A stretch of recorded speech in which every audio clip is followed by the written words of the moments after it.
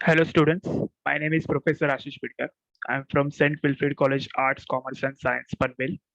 We are going to start a lecture series on classical physics.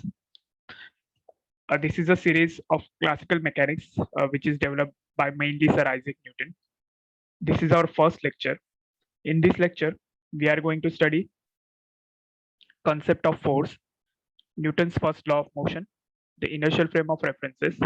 Then we are going to see Newton's second law of motion, force का unit क्या होता है वो हम लोग देखेंगे and then we will going to see what is the Newton's third law of motion so there are three main Newton's laws of motion, that is first, second and third law, and then we are going to see what is the unit of force and what are the other concepts, that is inertial frame of references. So first we will start with the concept of force. So everyone has a basic understanding of concept of force from everyday experience. हम लोगों को force के बारे में सब basic understanding है, जैसे कि अगर हम लोग कोई बॉल को थ्रो करते हैं या फिर अगर हम लोग डिनर प्लेट को अगर हम लोग एम्प्टी डिनर प्लेट को अगर हम लोग पुश करते हैं, बराबर, तो उस टाइम पे क्या होता है कि we are applying some muscle force on that object. Okay, तो उसकी वजह से क्या होता है कि वो ऑब्जेक्ट मूव करता है. So in this examples the word force is associated with the muscular activity. जो हम लोग फोर्स लगाते हैं वो किससे एसोसिएट करते हैं हम लोग? मस्कुलर एक्टिविटी के साथ. मतलब हमारे मसल के अंदर जो भी एनर्जी है वो एनर्जी को यूटिलाइज करके हम लोग उस ऑब्जेक्ट को मूव कराने की कोशिश करते हैं और उसको हम लोग बोलते हैं force. And some changes in the velocity of the object, उसकी वजह से क्या होता है कि ऑब्जेक्ट का वेलोसिटी जो होता है वो वेलोसिटी चेंज होता है. As a second example, you can push on the large boulder and not be able to move it. एक एग्जांपल ऐसा है कि मतलब you can push on a large boulder, मतलब क्या कि बहुत बड़ा पत्थर है जिसको हम लोग पुश करने की कोशिश कर रहे हैं लेकिन वो मूव नहीं कर रहा है. अब वो मूव क्यों नहीं कर रहा है? क्योंकि उसका जो मास है वो मास अगर ज्यादा हो गया और हमारा फोर्स जो है वो फोर्स अगर कम है तो हम लोग फोर्स लगा के भी वो बोल्डर को मूव नहीं कर सकते. अगर हम लोगों को एकदम सिंपल एग्जांपल चाहिए तो हम लोग बोल सकते हैं कि हमारे घर के जो वॉल्स है उसके ऊपर हम लोग फोर्स अप्लाई करेंगे तो वो वॉल्स मूव नहीं हो सकते, राइट? क्यों? क्योंकि वो वॉल्स जो है वो वॉल्स बहुत रिजिड है, उसका मास बहुत ज्यादा है और वो बिल्डिंग के स्ट्रक्चर के साथ जुड़े हुए हैं.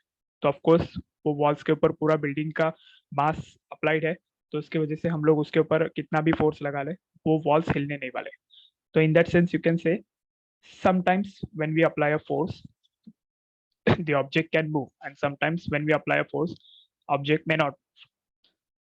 So force do not always cause a motion. जैसे मैं कह रहा हूँ कि sometimes we can cause a motion to the object and sometimes we may not. However, for example, as you sit reading this book या फिर मतलब ये जो लेक्चर तुम लोग सुन रहे हो, ठीक है, तो ये लेक्चर में ऐसा है कि तुम लोग बैठे हुए हो और force of gravity is acting downwards towards the centre of the earth and still you are not able to move. मतलब क्या है कि फोर्स ऑफ ग्रेविटी तुम्हारे पर एक्ट तो कर रहा है, कोई फोर्स एक्ट कर रहा है, लेकिन क्या हो रहा है, तुम लोग फिर भी स्टेशनरी हो. तो some forces can cause a motion but not all forces cause a motion. ठीक है, इससे हम लोग इंपॉर्टेंट चीज पे आ जाते हैं कि फोर्स क्या है. तो force is a vector quantity. Vector quantity क्या होती है कि there is something called as a scalar quantity जिसमें सिर्फ मैग्नीट्यूड होता है. For example mass, length, time. Okay, जिसमें हम लोग बोलते हैं कि some objects having a mass of 3 kg, तो उसमें सिर्फ 3 kg का मास है. या फिर हम लोग बोलेंगे कि length of the bridge is 350 meters, या फिर it's 3 p.m., right, for time. So representation of the force is also required the direction in which the object force is applied. Okay, not only the magnitude. मतलब object के ऊपर हम लोगों ने किस direction में फोर्स अप्लाई किया हुआ है वो भी बताना जरूरी है, ना कि सिर्फ हम लोगों ने कितना मैग्नीट्यूड ऑफ फोर्स अप्लाई किया है. कौन से डायरेक्शन में वो फोर्स अप्लाई किया है वो भी जरूरी है. तो जिस डायरेक्शन में हम लोग फोर्स अप्लाई करेंगे उसी डायरेक्शन में वो ऑब्जेक्ट मूव करेगा. ओके, सो फोर्स के पास दो क्वांटिटीज है, एक तो मैग्नीट्यूड है, एक तो डायरेक्शन है. जो और जिसके पास मैग्नीट्यूड और डायरेक्शन दोनों क्वांटिटीज होता है वो क्वांटिटी क्या होता है? वेक्टर क्वांटिटी होता है. तो इसकी वजह से हम लोग क्या बोलेंगे कि force is a vector quantity, right? So you can see here there is a mass, एक सिलेंड्रिकल मास है, जो सिलेंड्रिकल मास को हम लोगों ने टुवर्ड्स द राइट फोर्स लगाया हुआ है. तो उसका जो एक्सेलरेशन रहेगा, एक्सेलरेशन मतलब उसका जो मोशन रहेगा बिकॉज ऑफ द फोर्स, वो रहेगा टुवर्ड्स द राइट. मतलब यू कैन सी कि उसका मोशन जो है वो मोशन उसी डायरेक्शन में जिस डायरेक्शन में हम लोगों ने फोर्स लगाया हुआ है.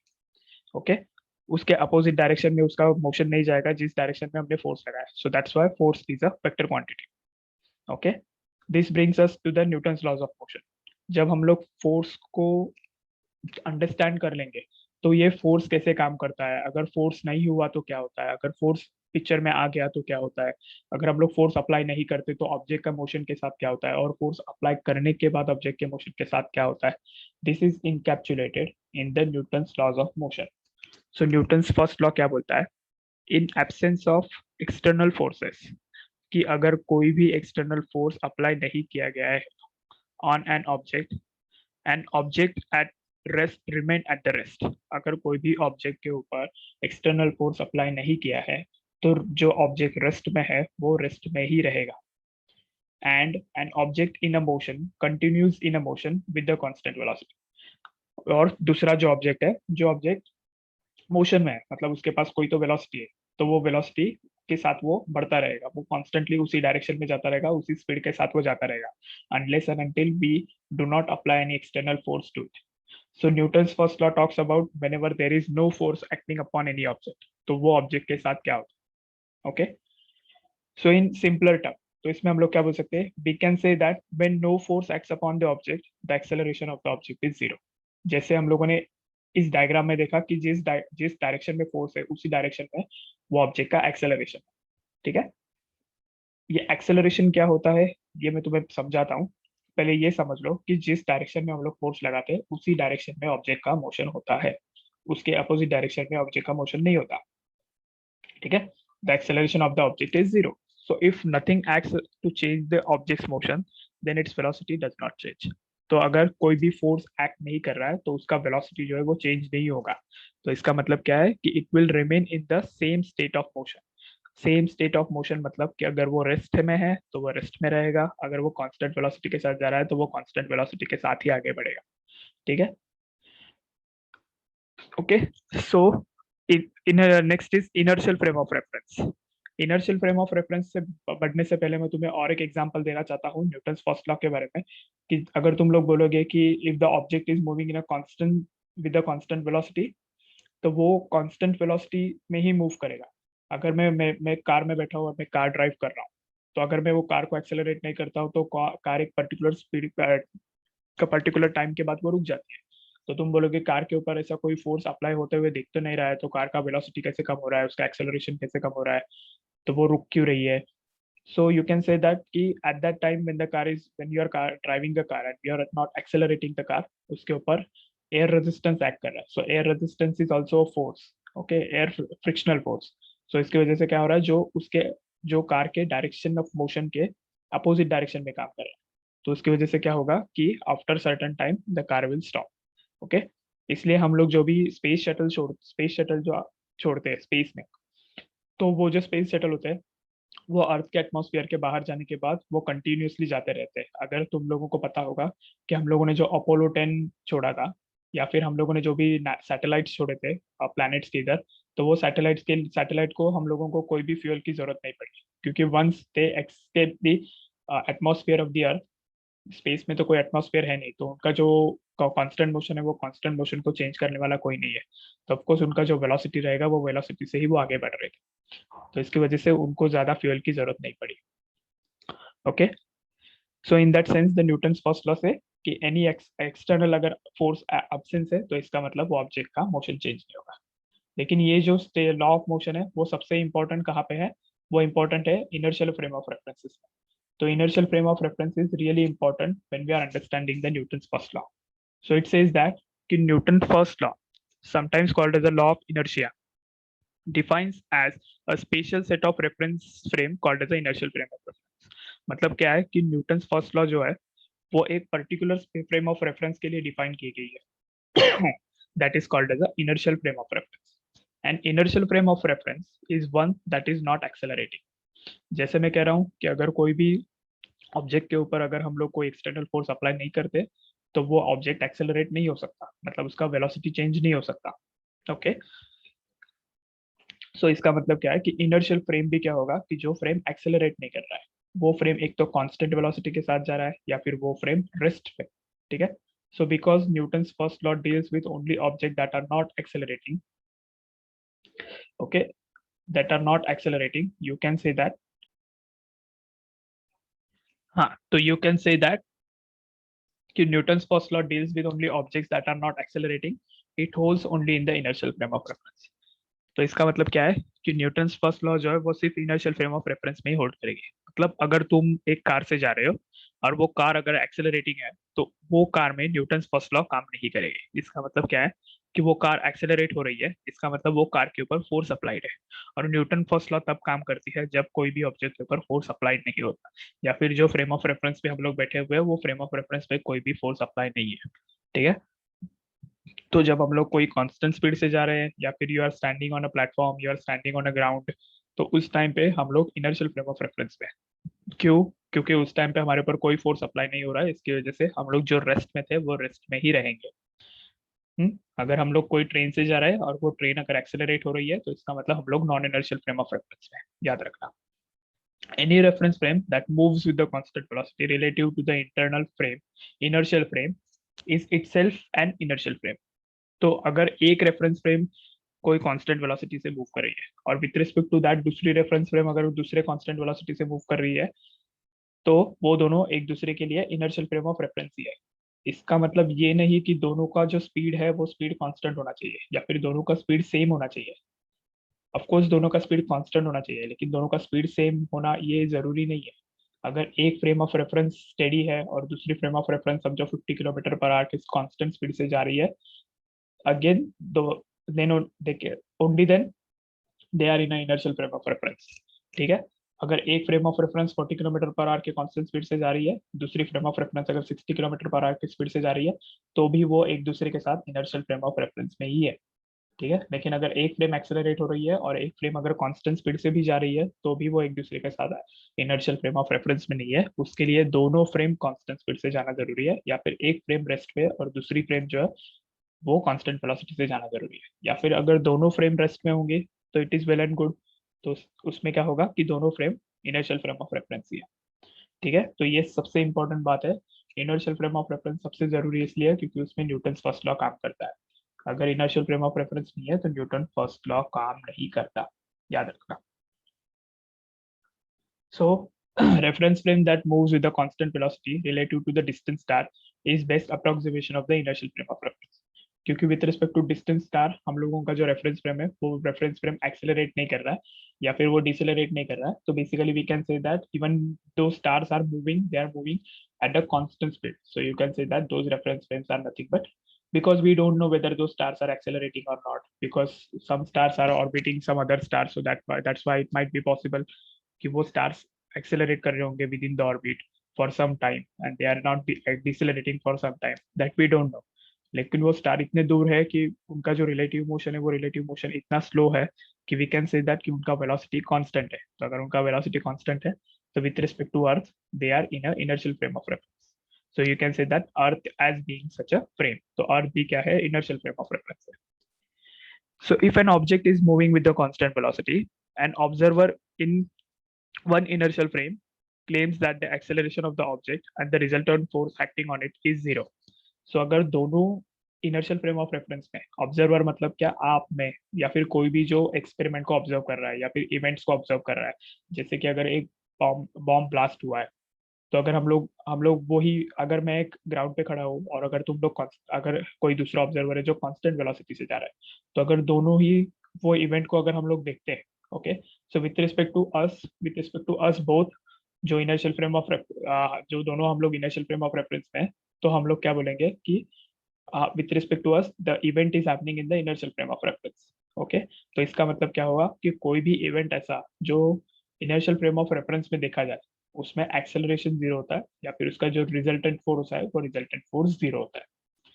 So according to the first law, body at a rest and one moving with the constant velocity are equivalent. तो फर्स्ट लॉ के हिसाब से क्या है कि बॉडी जो रेस्ट में है या फिर वो कांस्टेंट वेलोसिटी से मूव कर रही है, they are equivalent. This brings us to the Newton second law. तो न्यूटन फर्स्ट लॉ हम लोगों को क्या बोल रहा था कि whenever there is no force acting upon the body, okay, then we are talking about the Newton's first law। Newton second law क्या बोलता है कि Newton second law is talking about whenever there is a force acting on a body। Okay, जब कोई body के ऊपर force apply करता है, अगर कोई बॉडी के ऊपर फोर्स एक्ट होता है तो इसका उसमें बॉडी के साथ क्या होता है, उसका बॉडी का एक्सेलरेशन कैसे चेंज होता है, या फिर उसका वेलोसिटी कैसे चेंज होता है, उसका रेस्ट स्टेट कैसे चेंज होता है, इसके बारे में न्यूटन सेकंड लॉ बोलता है। ठीक है, so again Newton first law talks about whenever there is no force acting on a body, Newton second law talks about whenever there is a force acting on a body. So Newton's first law explains that what happens to the object when there is no force acting on it. It either remains at the rest or moves in a straight line with the constant speed. तो वो rest में रहेगा या फिर वो constant speed से जाएगा. Newton second law answers the question that what happens to the object that are non zero resultant force acting. तो उसके ऊपर अगर कोई non zero resultant force act कर रहा है तो वो बॉडी के साथ क्या होगा वो देखेगा. Okay, so imagine pushing a block of ice across the frictionless horizontal surface. तो अगर हम लोगों ने कोई भी ब्लॉक को फ्रिक्शनलेस हॉरिजॉन्टल सरफेस पे अगर हम लोग पुश कर रहे हैं अगर पॉजिटिव एक्स डायरेक्शन, ठीक है, तो अगर हम लोगों ने एफ फोर्स उसके ऊपर अप्लाई किया है तो उसका सम उसकी वजह से उसके पास कोई तो एक्सेलरेशन रहेगा ए. जैसे मैं बोल रहा हूँ कि फोर्स की वजह से एक्सेलरेशन आता है, तो you can say that if you apply F force on the body then there is a acceleration. So if you apply a force twice as great, अगर हम लोगों ने फोर्स को ट्वाइस कर दिया तो द एक्सेलरेशन डबल. तो उसकी वजह से क्या होगा, एक्सेलरेशन क्या होगा, डबल होगा. If you increase the applied force thrice then the क्या होगा, एक्सेलरेशन क्या होगा, ट्रिपल होगा. So in that sense, you can say that whatever force we apply is directly proportional to the acceleration gained by the body. Okay, या फिर acceleration lose by the body. अगर हम लोगों ने body already move कर रही है और अगर हम लोगों ने इसके direction of motion के opposite direction में force लगाया तो वो body stop होगी, क्योंकि हम लोगों का force जो है वो हम लोगों का force opposite direction में है. तो the force is directly proportional to the acceleration. So from such observation we conclude that force is directly proportional to the acceleration. लेकिन वो सिर्फ एक्सेलरेशन के ऊपर डिपेंड नहीं करता. हम लोग कितना फोर्स लगा रहे हैं ये इंपॉर्टेंट नहीं है, वो बॉडी का मास कितना है ये भी इंपॉर्टेंट है. अगर मैंने कोई फोर्स लगाया एक बॉल के ऊपर तो वो बॉल समझो 30 मीटर पर सेकंड की स्पीड से जाता है, तो वही फोर्स से मैं एक ट्रक को नहीं हिला सकता, क्योंकि ट्रक का जो मास है वो बहुत ज्यादा है as compare to the mass of the ball. अगर ट्रक का मास बहुत ज्यादा है, ओके, तो इसका मतलब क्या हुआ कि फोर्स जो है वो फोर्स या फिर एक्सेलरेशन जो है वो मास के इनवर्सली प्रोपोर्शन. तो जितना मास कम होगा उतना एक्सेलरेशन ज्यादा होगा, जितना मास ज्यादा होगा उतना एक्सेलरेशन कम होगा. तो this brings us to the statement of Newton second law. The acceleration of the object is directly proportional to the net force acting on it, and it is inversely proportional to the mass. So जो acceleration होता है वो किसके ऊपर depend करता है, net force कितना उसके ऊपर एक्ट कर रहा है वो, और उस इनवर्सली किसके ऊपर प्रोपोर्शनल करता है, तो उसके मास के ऊपर प्रोपोर्शनल करता है. ठीक है, तो ये चीज सबसे इंपॉर्टेंट है. Newton second law talks about कि whenever there is a force there is a acceleration. लेकिन वो जो फोर्स है वो किसके ऊपर डायरेक्टली प्रोपोर्शन करता है, वो मास के ऊपर प्रोपोर्शन करता है. So force is directly proportional to the acceleration and the proportionality constant is nothing but mass of the body. ठीक है, so this brings just to the important topic कि एक्सेलरेशन होता क्या है. कि फोर्स हम लोगों ने लगाया, एक्सेलरेशन हो रहा है, मैं कब से बोल रहा हूँ एक्सेलरेशन एक्सेलरेशन एक्सेलरेशन होता क्या है. तो उसके लिए हम लोगों को पहले ये चेक करना पड़ेगा वेलोसिटी क्या होता है. जैसे मैं बोल रहा हूँ कि अगर हम लोगों ने कोई भी बॉडी के ऊपर स्पीड कोई भी बॉडी के ऊपर अगर फोर्स नहीं लगाया तो वो कांस्टेंट स्पीड से मूव करेगी, बराबर ना. तो इसका मतलब क्या है, तो वेलोसिटी क्या होगा कि it is a rate of change of position with respect to time. कि पोजीशन कितना चेंज हो रहा है with respect to time is nothing but a velocity, and the velocity is a vector quantity. ये बात याद रखना, वेलोसिटी और स्पीड डिफरेंट होता है. Speed is just a magnitude of velocity. Velocity ये चीज ऐसी है कि स्पीड, एक कार को स्पीड है लेकिन वो कार किस डायरेक्शन में जा रही है उसके हिसाब से उसका वेलोसिटी डिफाइन होता है. तो speed is just the magnitude कि वो कितना 30 किलोमीटर पर सेकंड से जा रही है, 30 किलोमीटर पर आवर से जा रही है, 40 किलोमीटर पर आवर से जा रही है, कितने स्पीड से जा रही है. लेकिन वो किस डायरेक्शन में जा रही है, अगर ये चीज हमें जानना है तो we have to calculate the velocity. We can not just say about speed. Okay, उसमें हम लोगों को वेलोसिटी के बारे में बात करना पड़ेगा. In the same manner, the acceleration is defined as rate of change of velocity with respect to time. तो ये velocity कैसे change होगा, that is also called as the acceleration. तो सिंपल एग्जांपल है कि एक बॉडी रेस्ट में, अगर मैंने उसको ऊपर फोर्स लगाया तो बॉडी एक्सेलरेट करेगी, राइट. अब तुम बोलोगे कि उसके पास तो वेलोसिटी था नहीं, तो तुम कैसे बोलोगे rate of change of velocity. हाँ, तो इनिशियल वेलोसिटी क्या हो जाएगा, जीरो हो जाएगा. So initial velocity is zero and the body is gaining some velocity and that velocity is changing with respect to time because of the force that I apply. तो इसकी वजह से क्या होगा, बॉडी के पास एक्सेलरेशन आ जाएगा. So since the velocity is nothing but a vector quantity, you can say that the acceleration is also a vector quantity. ठीक है? So acceleration is nothing but a rate of change of velocity with respect to time. Okay तो अभी हम लोगों को क्या क्या पता चला? हम लोगों को पता चला न्यूटन सेकंड लॉ क्या होता है, हम लोगों को ये पता चला कि एक्सेलरेशन क्या होता है, अभी हम लोगों को ये पता चला कि फोर्स लगाने के बाद एक्सेलरेशन आता है। तो हम लोगों को ये चेक करना है कि फोर्स का यूनिट क्या है, मतलब हम लोग फोर्स को कैसे मेजर करेंगे, फोर्स क्या होता है, फोर्स का यूनिट क्या होता है। So in standard international unit जो एसआई यूनिट है उसमें फोर्स का यूनिट क्या है, न्यूटन। तो हम लोग न्यूटन यूनिट क्यों देते हैं, क्योंकि उसको न्यूटन को ऑनर किया गया है, क्योंकि न्यूटन ने ये अपने प्रिंसिपिया मैथमेटिका के बुक में पब्लिश किया था और ये सब रिसर्च उसने खुद किया था। तो इसलिए हम लोगों ने फोर्स का जो यूनिट है वो न्यूटन दिया हुआ है, which is defined as the force that is acting on a 1 kg of mass. मतलब मास अगर 1 kg होगा और उसके ऊपर हम लोग समझो पर्टिकुलर फोर्स अप्लाई करते हैं, तो वो फोर्स अप्लाई 1 kg ऑफ मास के ऊपर करने के बाद अगर उसका acceleration 1 metre per second square होता है, तो उसका जो फोर्स होगा वो फोर्स कितना होगा, 1 न्यूटन होगा। So from the definition and the Newton's second law, we see that Newton can be expressed in terms of following fundamental unit of mass, length and time. तो कौन से यूनिट में हम लोग उसको मेजर करेंगे, मास, लेंथ एंड टाइम। तो मास का यूनिट क्या हो गया, किलोग्राम, लेंथ का यूनिट क्या हो गया, मीटर, टाइम का यूनिट क्या हो गया, second. Okay so 1 Newton is nothing but 1 kg metre per second square, क्योंकि एक्सेलरेशन होता है rate of change of velocity with respect to time. तो ये क्या हो जाएगा, 1 kg metre per second square. So again, I'm telling you, unit of velocity is meter per second, and acceleration is change of velocity with respect to time. Okay, वहाँ पे metre per second होना चाहिए था। Acceleration is nothing but rate of change of velocity with respect to time. So acceleration का unit क्या हो गया, metre per second square, और मास का यूनिट क्या हो गया, केजी। तो न्यूटन क्या हो गया, KG metre per second square. ठीक है, तो यूनिट ऑफ फोर्स के बाद हम लोगों को पता चला कि फोर्स क्या होता है, फोर्स का यूनिट क्या होता है। अब हम लोगों को ये पता करना है कि हम लोग जितना फोर्स बॉडी के ऊपर अप्लाई करते हैं, तो बॉडी उसके हिसाब से हमारे ऊपर कितना फोर्स अप्लाई करती है। See everything is connected. The Newton first law talks about whenever there is no force, Newton second law talks about whenever there is a force there is a acceleration, Newton third law talks about कि हम लोग body के ऊपर force लगाते हैं तो body अपने ऊपर कितना फोर्स लगाता है। ठीक है, so Newton third law, if you press against a corner of the textbook with your fingertip, क्या होगा, the book pushes and makes a small dent on your skin। तो अगर तुम लोग किसी भी बुक को अगर पुश करने की कोशिश करोगे तो वो क्या हो जाएगा, अपने फिंगर के ऊपर एक स्मॉल डेंट करेगा। डेंट करेगा मतलब अपने फिंगर का जो स्किन है वो थोड़ा अंदर चला जाएगा। इफ यू पुश हार्डर तो वो और डेंट बड़ा करेगा। ठीक है, इसका मतलब क्या है, वो डेंट कर रहा है, इसका मतलब क्या है कि वो बुक भी अपने ऊपर कोई तो फोर्स अप्लाई कर रहा है। So this simple experiment illustrates the general principle of the critical importance known as Newton's third law।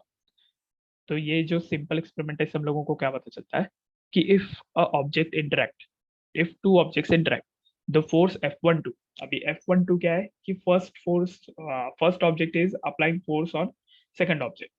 Okay, first object is applying force on second object, so F12, okay, exert force by object 1 on object 2 is equal to the magnitude and in the opposite direction to the force F21 exerted by the object 2 on object 1। इसका मतलब क्या हो गया कि जो second object है वो second object first object के ऊपर कितना फोर्स लगाएगा। ओके, तो सेकंड ऑब्जेक्ट फर्स्ट ऑब्जेक्ट के ऊपर कितना फोर्स लगाएगा, जो फर्स्ट ऑब्जेक्ट ने सेकंड ऑब्जेक्ट के ऊपर लगाया उतना ही फोर्स लगाएगा, लेकिन अपोजिट डायरेक्शन में लगाएगा। तो इसकी वजह से हमारे उंगली पे डेंट गिर रहा है।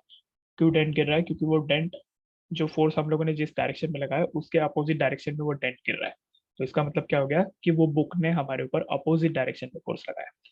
ठीक है, ऐसा होता है। जब तुम लोग, अगर तुम लोगों ने पूल खेला होगा तो तुम्हें पता चला होगा, पूल या फिर कैरम खेला होगा, तो जब हम लोग स्ट्राइकर से अगर हम लोग उसको, वो पीस को अगर हम लोग उड़ाते हैं तो स्ट्राइकर क्या होता है, स्ट्राइकर रिबाउंड होता है। इसका मतलब क्या, जब मैं स्ट्राइकर से वो पीस के ऊपर फोर्स लगाता हूँ या फिर पूल की जो ये होती है, स्टिक होती है, उससे अगर मैं मेरे बॉल से दूसरे बॉल पे अगर फोर्स लगाता हूँ तो उससे क्या होता है, वो बॉल दूसरे बॉल को टकराने के बाद मेरा बॉल भी रिबाउंस होता है।